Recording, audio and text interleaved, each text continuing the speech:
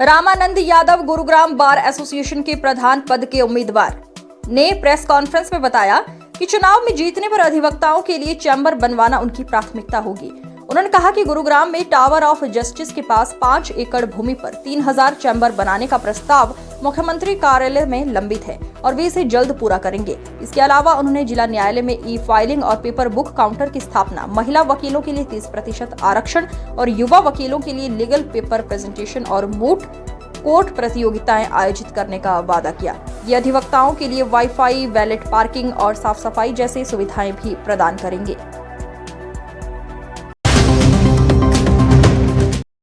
जो इनका विजन है उसके बारे में अवगत कराएंगे सभी मीडिया पर्सन से। हमारी गुड़गांव कोर्ट के यहाँ उपस्थित सभी जो सीनियर एडवोकेट्स हैं उनके बारे में आपको बता दूं, इंट्रोड्यूस करा दूं। मेरे राइट में तो श्री सतवीर तंवर जी फॉर्मर प्रेसिडेंट बैठे हैं, श्री अभय सिंह दायमा जी बैठे हैं फॉर्मर प्रेसिडेंट, श्री राहुल भारद्वाज जी जो फॉर्मर सेक्रेटरी है, और हमारे हरियाणा स्टेट के टैक्सेशन के एसोसिएशन हरियाणा लेवल के प्रेसिडेंट हमारे श्री आरएन यादव जी जो टैक्सेशन बार गुरुग्राम के भी कई बार प्रधान रहे हैं और बड़ा रिप्रेजेंटेशन कर रहे हैं टैक्सेशन बार को। हमारे सीनियर एडवोकेट हैं नीलम कथुरिया जी मैम यहाँ बैठी है, उनका भी स्वागत। हमारे गुरुग्राम के चर्चित और बहुत ही प्रसिद्ध और अनुभवी एडवोकेट है विपिन गुप्ता जी, उनका भी स्वागत। और मीडिया पर्सन मीडिया में से भी जुड़े हुए और हमारी कोर्ट के भी बहुत ही सीनियर एडवोकेट हैं श्री अभय जैन जी जो रेरा के हैं, उनका भी स्वागत करता हूं। और गुरुग्राम बार से मेरे सीनियर एडवोकेट का पूरा प्रिंट मीडिया, इलेक्ट्रॉनिक मीडिया आज जो यहाँ आया है, मैं उन सब का स्वागत करता हूँ।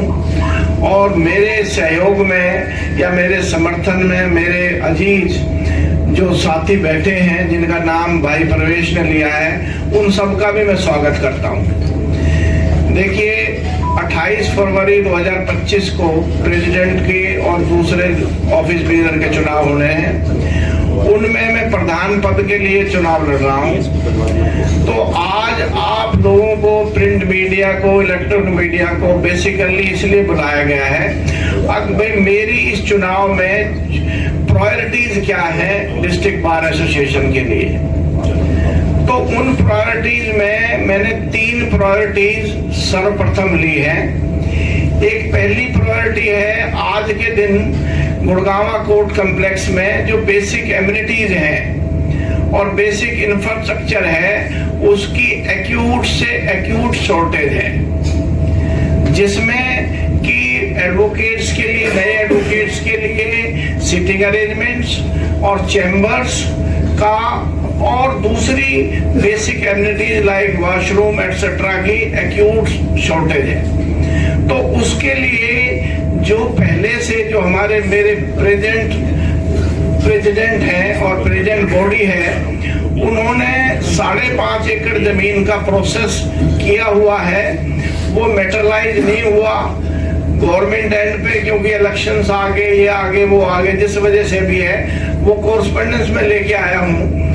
तो देखिए जब भी कोई कोर्ट का स्थापना होती है या नई कोर्ट की बिल्डिंग बनती है तो चैम्बर्स का प्रावधान होना अनिवार्य है, एक बेसिक रिक्वायरमेंट है। जो जस्टिस टावर की कंस्ट्रक्शन पिछले 8 साल से चल रही है, उसके साथ में आज तक जो लॉयर्स की चैम्बर के लिए प्रोविजन नहीं किया गया, जो कि अपने आप में एक भारी चूक है। चाहे वो हमारे एंड पे ले लो या जस्टिस डिपार्टमेंट हरियाणा और या ऑनरेबल हाई कोर्ट, क्योंकि जब आप 75 जजेस के लिए जस्टिस टावर बना रहे हैं तो we are the part of the justice delivery system, तो हमारे लिए भी चैम्बर होने जरूरी है। तो 5.5 एकड़ जमीन जस्टिस टावर के बिल्कुल पीछे की तरफ में आज के दिन वैकेंट पड़ी है और उसका प्रपोजल गवर्नमेंट के पास है। That proposal is to be push forward, day to day उसमें काम होएगा, जिससे कि मैं ये कमिट कर रहा हूं कि कम से कम 3000 लॉयर्स को चैम्बर उस जमीन में से बना के दी जाएगी। ये फर्स्ट प्रायोरिटी प्रायोरिटी है और उसमें चीजें पोजीशन बिल्कुल क्लियर है। गवर्नमेंट हमें सिर्फ जमीन ही अलॉट करती है, बाकी जो चेंबर्स हैं वो सेल्फ फाइनेंसिंग एडवोकेट खुद बनाता है। तो इसलिए गवर्नमेंट के ऊपर कोई बजटरी डिमांड नहीं है, सिर्फ उनको जमीन अलॉट करनी है। और मैं दावे से और फोर्सफुली कहना चाहता हूं, चेंबर्स के लिए जमीन लेना हमारा अधिकार है। We have a right to take that land, तो उसको हम छोड़ेंगे नहीं किसी भी तरह से, वो ली जाएगी और चेंबर्स का प्रोविजन होगा। हमारे प्रधान जी भी आगे हैं, वेलकम है, जिसकी वजह से अधिवक्ता अपने घर से, अपने ऑफिस से जो मेजर काम मेंशनिंग का, शॉर्ट मेंशनिंग का काम है 60% वो कर सकता है। इस वीडियो कॉन्फ्रेंसिंग के साथ में एक बहुत बड़ा इशू मैंने लिया है अपने एजेंडे में, वो है ऑनरेबल हाई कोर्ट और पंजाब एंड हरियाणा के लिए ई फाइलिंग काउंटर।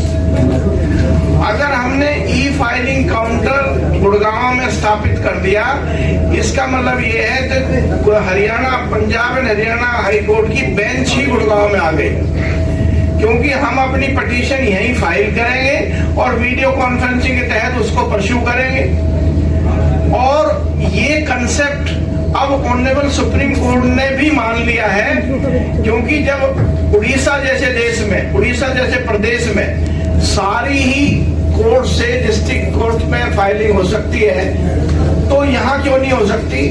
तो मेरी प्रायोरिटी है कि गुड़गांव की डिस्ट्रिक्ट कोर्ट सारी वीडियो कॉन्फ्रेंसिंग हो और गुड़गांव में पंजाब हरियाणा हाई कोर्ट का ई फाइलिंग काउंटर निश्चित तौर पे खुले, जिससे जो हमारे यंग एडवोकेट्स हैं उनके पास में सारा काम उनके हाथ में आएगा, जो आज हम हाई कोर्ट के एडवोकेट्स को सौंप देते हैं। अभी मुझे भाई उसके लिए सॉल्यूशन ये है, सबसे पहली बात तो ये है जो अंडरग्राउंड पार्किंग की व्यवस्था होनी चाहिए, और दूसरा सॉल्यूशन जो हमने अभी 2-3 दिन पहले डिस्कस किया था, let there be a valet parking in that court. देखिए क्या है, एक सज्जन कोई भी आता है जो कोर्ट में आता है, वो आधा घंटा पार्किंग ढूंढने में लगाता है और फिर अनदर हाफ एन आवर अपनी गाड़ी को पिक करने में लगाता है। And I think he can easily pay for valet parking if it is created. I personally feel so there can be a mechanism whereby a valet parking। and दूसरा जो मैं वीडियो कॉन्फ्रेंसिंग की बात कर रहा हूँ, 100% video conference of the court, आप ये देखोगे वीडियो कॉन्फ्रेंसिंग से 60% ऑफ द मैटर अपने घर से, अपने ऑफिस के चैम्बर से ही निपट जाएंगे, बंदे को कोर्ट में आने की आवश्यकता नहीं पड़ेगी। जो शॉर्ट मेंशनिंग है, एविडेंस के लिए तो आना है, उसको बहस के, फाइनल बहस के लिए भी आना है। So that would only ease, because हर जो भी आज के दिन नया एडवोकेट आ रहा है, young advocate, he comes on the car, he doesn't come on cycle or scooter, so naturally parking is a issue, but that also can be resolved when we get this 5.5 acre of land, certainly that can be resolved। That's my comment। Connectivity, जो wifi की connectivity है court में, उसको improve करने की जरूरत है, तो इस पर आपका क्या प्लान है? देखिए, मैंने पिछले महीने 2 महीने से मैंने जियो नेटवर्क से बात की थी। I wanted to put the wifi in all the halls from my side. Then the technical issue came is that if I install a very powerful Wi-Fi in the lawyer's hall, it will disrupt the Wi-Fi of the district court, which is already existing.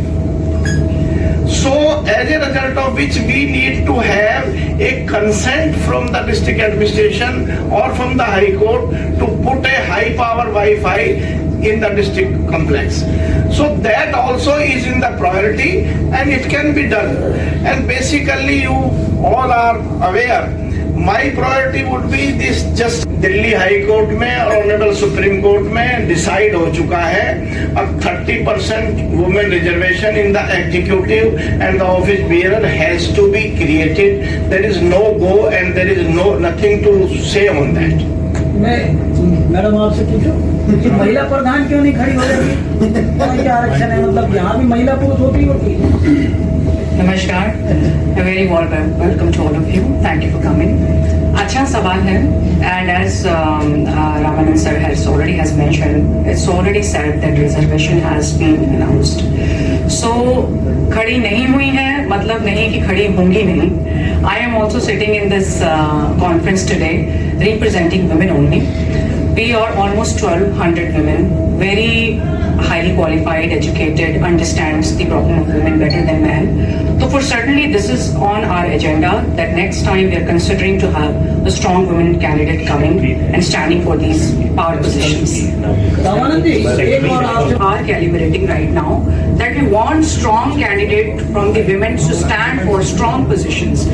This Gurgaon bar, as sir has also mentioned, everybody has mentioned, knows this is the largest bar. सबसे ज्यादा वकील यहाँ है, सबसे ज्यादा जजेस यहाँ है, फीमेल जजेस यहाँ है, सबसे ज्यादा नंबर ऑफ केसेस यहाँ है. तो this is the beginning. Their agenda is certainly to support women. Next time we will be having strong women candidates standing for the president also, for the secretary also, and for the other positions also. That we can assure for sure. उद्देश्य ये था, मैं अपने साथी अधिवक्ताओं जो Gurgaon bar association के member हैं, वोटर्स हैं, उन तक अपना प्रायोरिटीज आने वाले समय में मेरी क्या प्राथमिकता होगी वो पहुंचाना चाहता था. और वो मेरी प्राथमिकता बिल्कुल स्पष्ट है कि इंफ्रास्ट्रक्चर, चैम्बर्स और neat and clean environment and working condition in the court. And at the same time, every individual advocate would have a 100% safe and secure environment, and I will be there with them 24/7. That is my commitment. Sir, junior advocate कहे जाने पर आपने एक objection उठाया कि उस चीज को खत्म किया जाए. मेरा ऑब्जेक्शन नहीं है. As per the advocate act जो मैंने प्रपोजल दिया है, एडवोकेट एक्ट के मुताबिक दिया है. और दूसरी चीज ये है, हमें ये सोचना पड़ेगा कि जो जूनियर वर्ल्ड है वो इंफीरियरिटी कॉम्प्लेक्स को डिनोट करता है. तो हम नहीं चाहते जो हमारे यंग लॉयर्स हैं वो, मैं ये समझता हूँ, they are more intelligent and they are more equipped with the knowledge. So let they be called our brother advocate or our associates or our advocate, not a junior advocate. That is my suggestion to my entire legal fraternity. Sir, आपकी इस press conference में है, ज्यादातर पूर्व प्रधान आपके साथ अभी मौजूद है, तो साफ कहा जा सकता है कि जीत आपकी है. निश्चित तौर पर, क्योंकि उसका परसेप्शन है, जो मैं 4 महीने से लोगों से मिला हूँ, उसका रिस्पॉन्स ये है, everyone wants there should be a seasoned and well equipped and well behaved lawyer. That is the quality which I have. Thank you. Thank you.